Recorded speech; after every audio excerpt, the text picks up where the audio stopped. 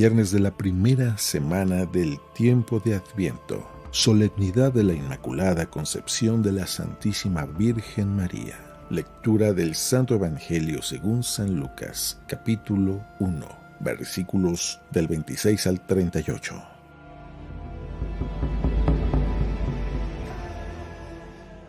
En aquel tiempo, el ángel Gabriel fue enviado por Dios a una ciudad de Galilea llamada Nazaret, a una virgen desposada con un varón de la estirpe de David llamado José. La virgen se llamaba María. Entró el ángel a donde ella estaba y le dijo: «Alégrate, llena de gracia, el Señor está contigo». Al oír estas palabras, ella se preocupó mucho y se preguntaba qué querría decir semejante saludo.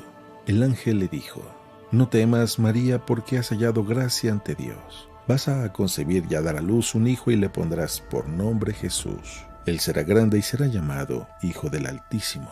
El Señor Dios le dará el trono de David su padre, y él reinará sobre la casa de Jacob por los siglos, y su reinado no tendrá fin».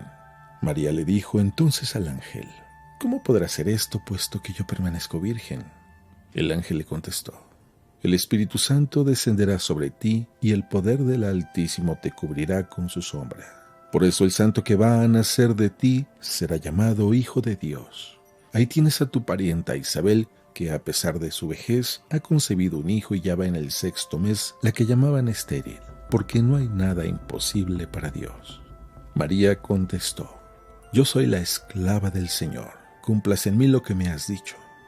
Y el ángel se retiró de su presencia.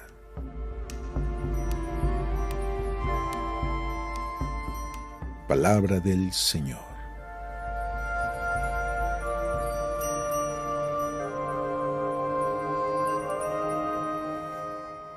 Muy buenos días. El día de hoy estamos de fiesta. Es una solemnidad. Estamos celebrando la Inmaculada Concepción de la Santísima Virgen María. Pero vámonos despacio, no trates de correr. Es una gran fiesta y este dogma, aunque ciertamente fue promulgado de una manera solemne en el año 1800, ya los primeros cristianos lo celebraban. Incluso en las iglesias del Oriente, en el siglo VIII, ya se celebraba esta fiesta con mucha solemnidad. No porque haya sido reconocido prácticamente hace algunos años, no quiere decir que antes no se creyera. Más bien, cuando la iglesia tiene que afirmar algo con solemnidad, es porque empieza a haber problemas. Pero al principio a los cristianos no les costaba ni un problema el creer y profesar que María era la Madre de Dios, y de ahí se desprenden todos los dogmas marianos.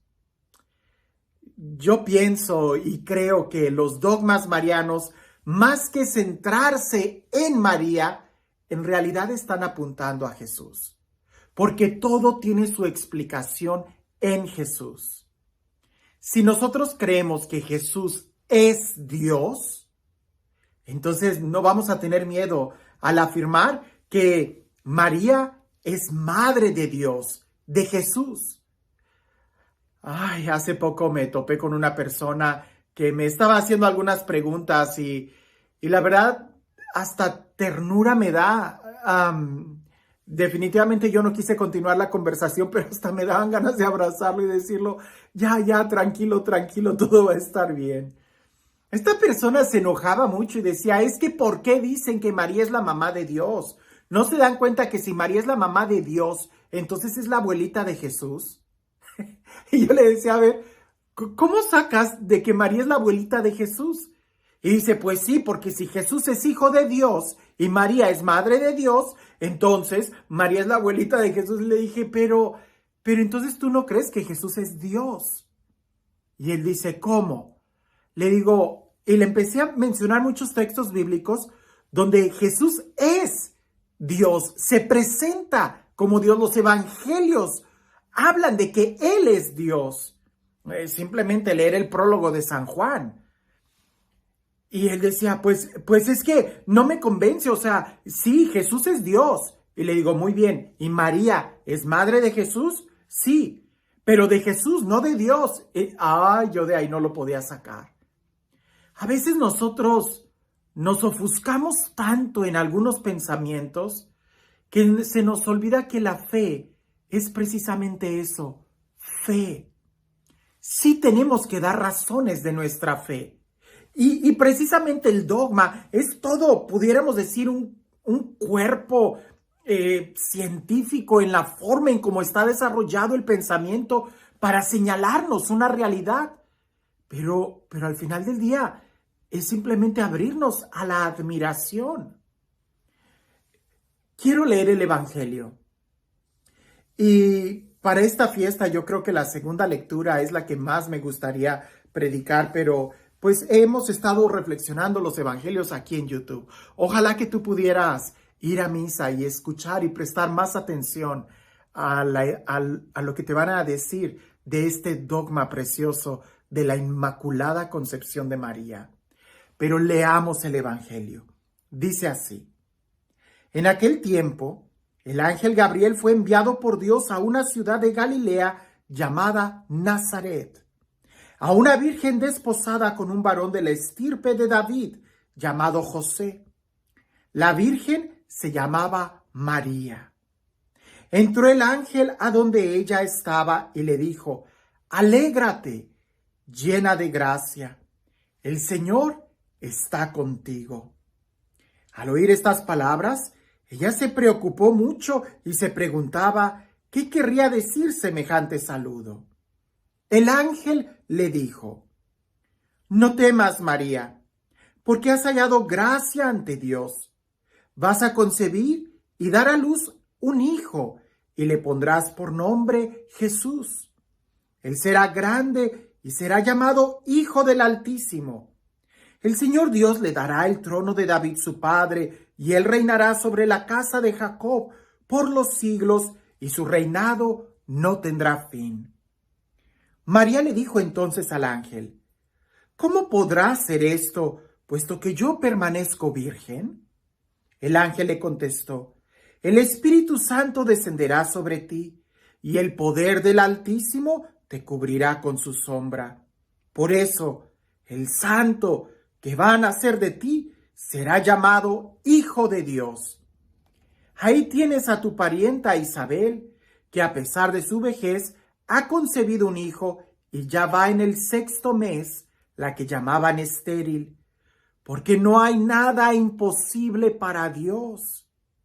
María contestó: yo soy la esclava del Señor, cúmplase en mí lo que me has dicho. Y el ángel se retiró de su presencia. En este texto podemos ver muchas frases que nos deben de iluminar.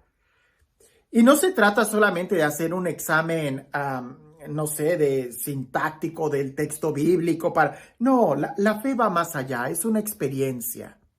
Pero si tengo la Biblia en griego, en algún otro video, yo te mostré la Biblia abierta y te decía las palabras que se usa y el lenguaje, ¿verdad? Esa frase, como el ángel le dice, que jaritomene, o sea, la llena de gracia, no es una buena traducción, porque la conjugación en griego implica una acción constante, algo así como lo que nosotros tenemos como el presente perfecto, ¿verdad? Decíamos las terminaciones, ando, yendo, estoy comiendo, o sea, en este momento estoy comiendo. Bueno, en griego hay un verbo, una conjugación que implica el pasado, el presente y el futuro. Es una acción constante. Y estas conjugaciones no se utilizan mucho. Por eso en el español no lo tenemos. En el inglés tampoco tenemos este tipo de conjugaciones. Pero en griego sí está. Y es ahí donde el ángel le dice a María, la llena de gracia. En el español entendemos que la llena de gracia es como que en ese momento, lo que puede decir o lo que pudiera significar que antes no o que después quizás no. Pero así no está en el idioma original. En griego, si leemos la frase, nos da a entender que antes, ahora y después, ella es la plenamente llena de gracia. Vaya, qué saludo le da el ángel a María. Luego, en todo este contexto donde se desarrolla ¿quién será él? ¿Será llamado Hijo de Dios? ¿Será el Salvador, el portador de todas las promesas del Antiguo Testamento? Pero al final, como el ángel le dice, no hay nada imposible para Dios. Y aquí nosotros pudiéramos hacer un alto y reflexionar de una manera sencilla. ¿Dios pudiera pre-redimir a alguien? Sí, porque no hay nada imposible para Dios. Pero no nos centremos en María. Enfoquémonos en Jesús. Jesús es Dios hecho carne, como dice el prólogo de San Juan. La palabra se hizo carne. La palabra era Dios. La palabra estaba con Dios y la palabra se hizo carne y puso su morada entre nosotros. Está hablando de Jesús. Dios se hace carne. ¿Para qué? Para que Él, asumiendo nuestra naturaleza, pudiera salvarnos en la cruz. Pero la carne que Jesús tenía que tomar, por supuesto, tenía que ser 100% humana, ¿verdad? Pues no es un extraterrestre que bajó y ya apareció aquí. Tenía que ser 100% humano. Tenía que nacer exactamente como uno de nuestra especie. Pues lo que no se asume no se redime. Por eso nació en una mujer. Y en este sentido, sin entrar en los demás dogmas, la carne que Jesús tomó tenía que ser libre de pecado. Porque si Jesús nacía en pecado, entonces ya no podía salvarnos. Él, que no cometió el pecado, dice la carta a los Hebreos, murió por nosotros. El justo muere por nosotros. Él paga el pecado, Él paga la culpa de nuestro pecado. Él no tenía que tener pecado en su carne, de ninguna forma. Y si recordamos el Antiguo Testamento, la paga o la culpa del pecado se iba heredando. Por eso Jesús no podía heredar el pecado de ninguna forma. Pero, entonces, ¿cómo le iba a hacer con María? Bueno, ahí es donde entra este dogma de la Inmaculada Concepción. Sabemos que Jesús va a salvarnos, sabemos que Jesús es el Hijo de Dios y sabemos que era necesario que Jesús no tuviera pecado. Y con el saludo que el ángel le da a María, nos queda claro que María fue, pudiéramos decir, rescatada del pecado antes de que ella misma empezara a crecer. Por eso la Inmaculada Concepción no se está refiriendo a Jesús, se refiere a María. Cuando María, podemos decir, se concibe en el seno de su mamá, de Santa Ana, en ese momento María es prerredimida, se le aplica la salvación, nos decía un profesor, es como si ahí en el vientre de la mamá de María, en Santa Ana, en el momento en que María, la Virgen María, va a ser concebida, es como si en ese momento la hubieran bautizado. ¿Pero cómo? Si el bautismo todavía no existía. Para Dios no hay nada imposible. Dios no es como nosotros. Dios ve el presente, el pasado y el futuro al mismo tiempo. No es como nosotros. Por eso muchas de las profecías del Antiguo Testamento hablan como en un sentido de presente, porque Dios todo lo ve en presente. El futuro, pudiéramos decir, Él es Dios. Ahora, no se trata de méritos o virtudes de María, se trata de la necesidad de Jesús para salvarnos. Ahora, aunque pudiéramos nosotros entender esto, porque hay que dar razón de nuestra fe, del por qué decimos que María es inmaculada desde el nacimiento de ella, desde su concepción, ella no tuvo pecado, no por méritos de ella, sino que a ella se le aplicaron los méritos de Jesús, de su muerte. Ella, mira, no es incluso tan difícil de pensar. La primera persona que recibió a Jesús, ¿quién fue? María. La primera persona que lo escuchó, María. La primera persona que lo dio a conocer al mundo, María. Pues no debiera de ser ella la primer redimida. Pues claro, y eso fue incluso antes de que Jesús naciera. No por méritos de María, sino por los méritos de Jesús que se le aplican a María para que Jesús pudiera asumir una naturaleza completamente humana, excepto en el pecado. Y estos son textos bíblicos. Así que si alguien me sale con algo así como que, pues María es la abuelita de Jesús. No, mi hijo, lee la Biblia, en serio, sin prejuicios. Y el dogma es para abrirnos más y contemplar la belleza de un Dios que nos ama y que todo le es posible. Contemplar la imagen de María es contemplar lo que un día tú y yo podemos llegar a ser por los méritos de Jesús, si nosotros somos capaces de responderle como María respondió. He aquí el esclavo, he aquí la esclava del Señor, que se cumpla en mí según tu palabra. Y este Dios, el Dios del amor, el Dios de la vida, el Dios que hace nuevas todas las cosas, que sea Él el Dios que nada le es imposible, que nos bendiga en el nombre del Padre, del Hijo y del Espíritu Santo. A veces somos muy flojitos para pensar. Pues bien, si yo te invitara a que pensaras en un momento en el tamaño del universo, que hicieras ese ejercicio mental de pensar qué hay más allá de las estrellas y más allá, llega un momento de estupor, de asombro. Si yo te invitara a que trataras de sumar números hasta que llegaras al final de la suma, pues te darías cuenta que nunca acabarías. Llegaría un momento de estupor, no lo sé, de mareo al contemplar algo tan grande. Los dogmas en ningún momento quieren cerrarnos la mente, más bien quieren ayudarnos a contemplar algo mucho más grande. Nos señalan el camino a la contemplación.